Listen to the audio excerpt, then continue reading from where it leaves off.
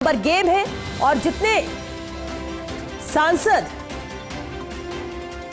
बिना cross voting के आपके पक्ष में रहते हैं और इसलिए कहीं ना कहीं पिक्चर पहले ही क्लियर थी, लेकिन अब जिस तरह से पूरी प्रक्रिया हुई चुनाव की और इसके बाद वोटों की गिनती शुरू हुई और अब परिणाम सामने। सीपी राधाकृष्णन बने हैं उपराष्ट्रपति।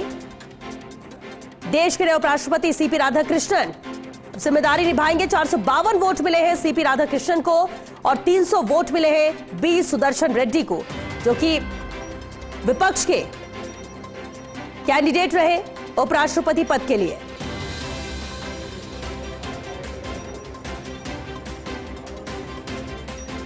और ये अहम तस्वीरें आप देख रहे हैं। हालांकि जीत को लेकर आश्वस्त तो सीपी राधाकृष्णन भी थे कि एनडीए भी पूरी तरह से थी, लेकिन फिर भी क्योंकि ये चुनाव है, जब तक परिणाम सामने नहीं आ जाते तब तक जीत की आस हर किसी को होती है। और यहां आमने सामने की टक्कर उपराष्ट्रपति की इस इलेक्शन में और सीपी राधाकृष्णन ने जीत दर्ज कर ली है। 452 वोटों के साथ 452 वोट मिले हैं सीपी राधाकृष्णन को और 300 वोट यहां मिले बी सुदर्शन रेड्डी को। देश के नए उपराष्ट्रपति सीपी राधाकृष्णन। तो उपराष्ट्रपति चुनाव में एनडीए की जीत हुई है। बहुमत के लिए 385 वोटों की जरूरत थी। 769 वोट कुल पड़े और ऐसे में 452 वोट क्योंकि सीपी राधाकृष्णन को मिले। एक तरफा जीत सीपी राधाकृष्णन की। बहुमत का आंकड़ा 385 का रहा। उपराष्ट्रपति चुनाव में एनडीए की जीत। सीपी राधाकृष्णन ने जीत दर्ज की। 452 वोट उनके हक में। 300 वोटों के साथ बी सुदर्शन रेड्डी यहां पर रहे और ऐसे में क्योंकि 385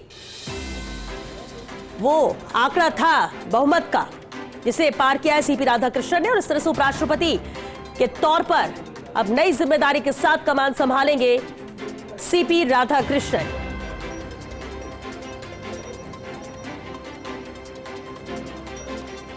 जिस तरह से एनडीए भी दावा कर रहा था, दम दिखाया, हालांकि विपक्ष भी लगातार अपने दावे जीत को लेकर कर रहा था, लेकिन क्योंकि ये आंकड़े हैं और आंकड़े ही यहां पर जाहिर होते हैं वोटों की शक्ल में। बी सुदर्शन रेड्डी टक्कर दे रहे थे, लेकिन 300 वोट ही उनके पक्ष में गए। और चलिए पॉलिटिकल एडिटर योगेश शर्मा जी हमारे साथ जुड़ चुके हैं। योगेश जी, बेहद अहम और दिलचस्प था ये मुकाबला दोनों तरफ से। जिस तरह से साउथ को ध्यान में रखते हुए कैंडिडेट उतारे गए, इस जीत को कैसे देखा जाए? एनडीए के खाते में जीत, उपराष्ट्रपति सीपी राधाकृष्णन।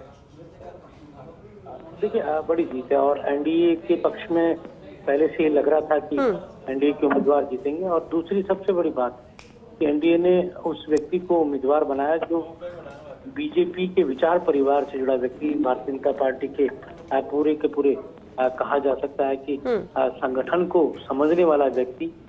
महाराष्ट्र के राज्यपाल के तौर पर वो पहले से ही अपनी सेवाएं दे रहे थे एक संवैधानिक पद पर से। अब वो देश के उपराष्ट्रपति कहलाएंगे और अपने आप में एक बहुत ही महत्वपूर्ण फैसला। और जिस तरह से उपराष्ट्रपति के पद से विदाई हुई थी जगदीप धनखड़ की, अचानक से उनका विदाई हुई और बहुत अप्रत्याशित था उनका उस पद से अचानक जाना। और उसके बाद उपराष्ट्रपति का चुनाव हमारे सामने आया और क्योंकि बिहार का चुनाव भी सामने है, तो ऐसे में एक संदेश देने की कोशिश यहाँ पर एनडीए ने की और उस संदेश को देने में यहाँ एनडीए कामयाब रही। एक कहा जा सकता है कि बड़ा चुनाव था, उपराष्ट्रपति का चुनाव अहम होता है। एक सबसे बड़ी बात है क्योंकि अभी एनडीए के गठबंधन में कोई टूट नहीं थी। एनडीए का कुनबा तकरीबन एक सा रहा और जैसा अभी और थोड़ी बहुत जानकारी आ जाएगी तो कहीं ना कहीं जो सेंध लगी है वो भी सामने वाले पक्ष की तरफ ही लगी है, यूपी की तरफ ही लगी है। और एक सबसे बड़ा कारण है कि अभी मोदी सरकार का समय बहुत शेष है।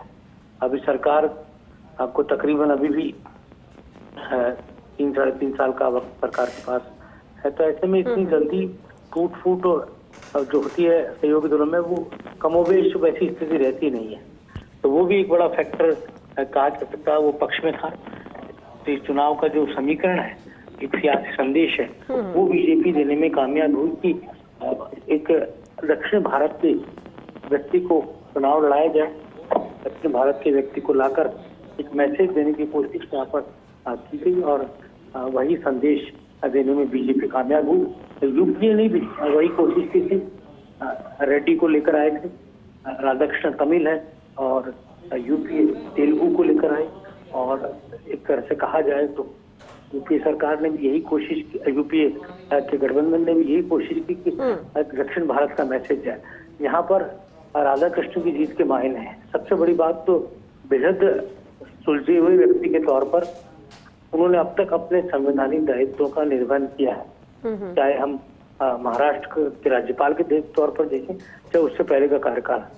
बतौर महाराष्ट्र के राज्यपाल भी उनका सबसे बड़ा उनका व्यवहार है वो विपक्ष के विधायकों से ज्यादा मिला करते थे। सत्ता पक्ष के विधायकों से तो मिलते थे लेकिन विपक्ष के विधायकों से ज्यादा मिला करते। तो जिस तरह का घटनाक्रम जगदीप धनखड़ के पद पर घटनाक्रम और कई तरह की बातें, कई तरह के राजनीतिक गपशपें सामने आई है, तो उस लिहाज से ये जरूरी हो गया था एनडीए के लिए कि एक उपयुक्त चेहरा इस पद पर आए, एक ऐसा सरल, सहज और क्लीन इमेज का चेहरा सामने आए। बरसों तक बीजेपी को तमिलनाडु में खड़ा करने में योगदान इसी चेहरे ने दिया। आप जानते हैं कि तमिलनाडु का इलाका जहाँ पर भारतीय जनता पार्टी का धनी धोरी कोई नहीं रहा, जहाँ वो इलाका जहाँ पर डीएमके या एडीएमके कांग्रेस पार्टी या अन्य क्षेत्रीय दलों का ही बोलबाला रहा, वहाँ पर बीजेपी को वहाँ जड़े जमाने बीजेपी से जनप्रतिनिधि बनना जहाँ बहुत ही मुश्किल हुआ करता था, उस जमाने में राधाकृष्ण वहाँ भारतीय जनता पार्टी के जनप्रतिनिधि बनकर आए।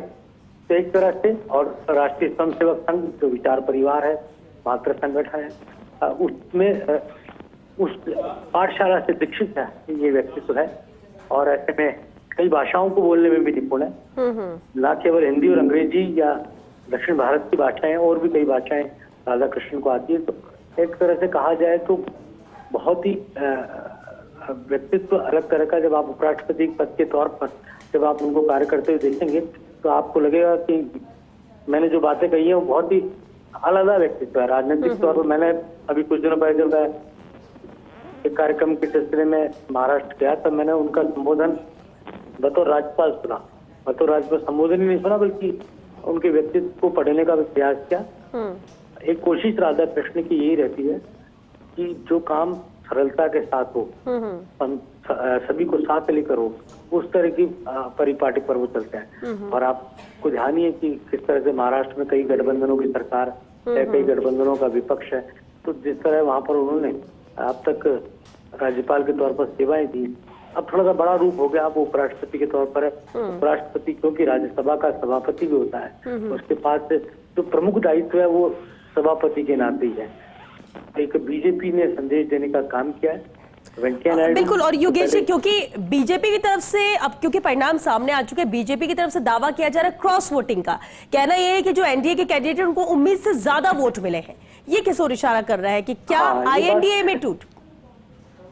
देखिए श्वेता, ये बात मैं आपसे कह भी रहा था कि एनडीए के गठबंधन में सेंध नहीं लगेगी बल्कि यूपीए में सेंध लगेगी। ये बीजेपी के फ्लोर मैनेजर्स की जीत है।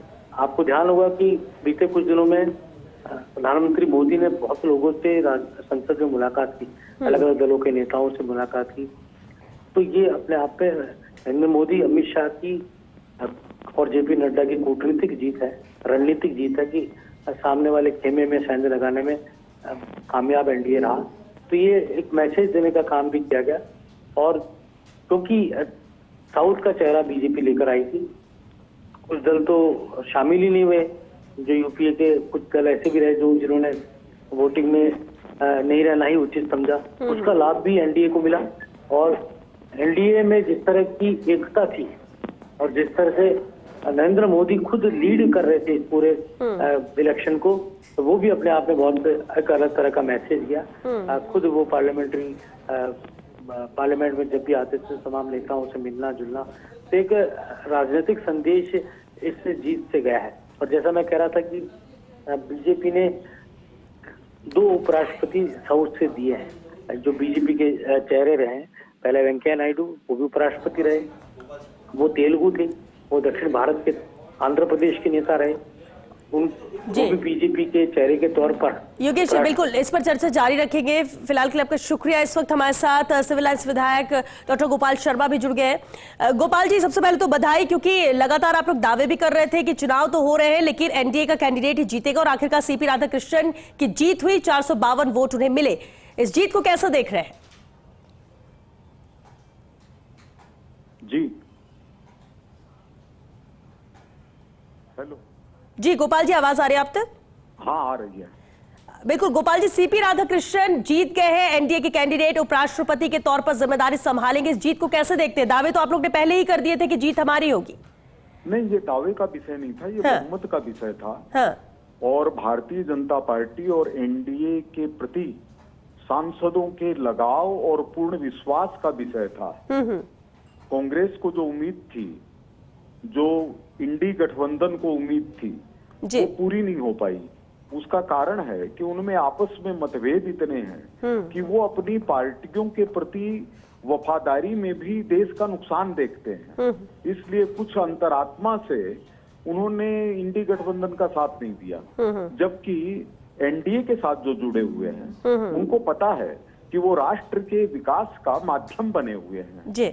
उनके सामने विकसित भारत का सपना है, और सीपी राधाकृष्णन जी इस बात के प्रतीक पुरुष के रूप में उभरे हैं कि वो न केवल राष्ट्रीयता के प्रखर पैरोकार हैं, बल्कि उन्होंने सांसद काल में, राज्यपाल काल के अंदर एक आदर्श नेता का स्वरूप प्रस्तुत किया है।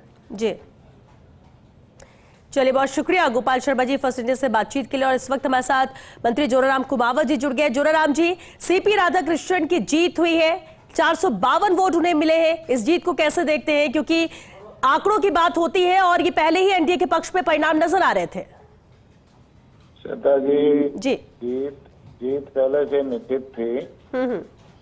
आज परिणाम आया है और वो भी बहुत बढ़िया परिणाम आया है, और ये हमारे लिए गौरव की बात है कि एक अच्छे व्यक्तित्व के धनी और राज्यपाल के रूप में उन्होंने बेहतरीन काम किया। आज राष्ट्रपति के रूप में चुने गए हैं, और भारतीय लोकतंत्र के लिए ये बहुत ही अच्छी बात है। और भारतीय लोकतंत्र को और मजबूत करने के लिए सीपी राधाकृष्णन जी काम करेंगे और पूरे देश का मार्गदर्शन करेंगे।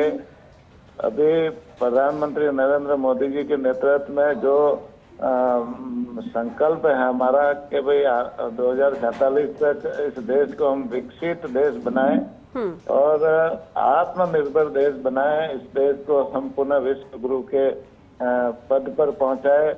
प्रधानमंत्री जी के संकल्प को पूरा करने के लिए माननीय राष्ट्रपति जी का मार्गदर्शन हमेशा मिलता रहेगा, और इस देश को एक विकसित देश बनाने में उनकी भी भूमिका रहेगी। तो निश्चित रूप से ये हम सब के लिए सौभाग्य की बात है कि आज वो अच्छे मतों से जीते, और हमारा जैसे एक मार्गदर्शन उनका हमेशा मिलता रहेगा। जी जी, बहुत शुक्रिया जोराराम कुमावत जी बातचीत के लिए। तो जोराराम कुमावत जिनका कहना था कि ये बड़ी जीत है सीपी राधाकृष्णन की, और उनके मार्गदर्शन में आगे भी काम करेंगे, और उपराष्ट्रपति के तौर पर बेहद अहम जिम्मेदारी का निर्वहन वो करेंगे, क्योंकि इससे पहले भी जब जो जिम्मेदारी सीपी राधाकृष्णन को मिली है बखूबी उन्होंने निभाया है। उनकी शख्सियत ऐसी, और अब जब जीत उन्होंने दर्ज कर ली है, उपराष्ट्रपति बने हैं सीपी राधाकृष्णन, तो आगे भी भारत के लिए ये बहुत ही शुभ होगा, और सही मार्गदर्शक के तौर पर वो अपनी भूमिका भी निभाएंगे। बेहद अहम है, क्योंकि बीजेपी ने हालांकि जाहिर किया क्रॉस वोटिंग का दावा किया है, और कहना यही कि हमें जो उम्मीद थी वोटों की उससे ज्यादा वोट हमें मिले हैं, सीपी राधाकृष्णन को मिले हैं, एनडीए के पक्ष में गए हैं, और ऐसे में क्रॉस वोटिंग का दावा बीजेपी की तरफ से।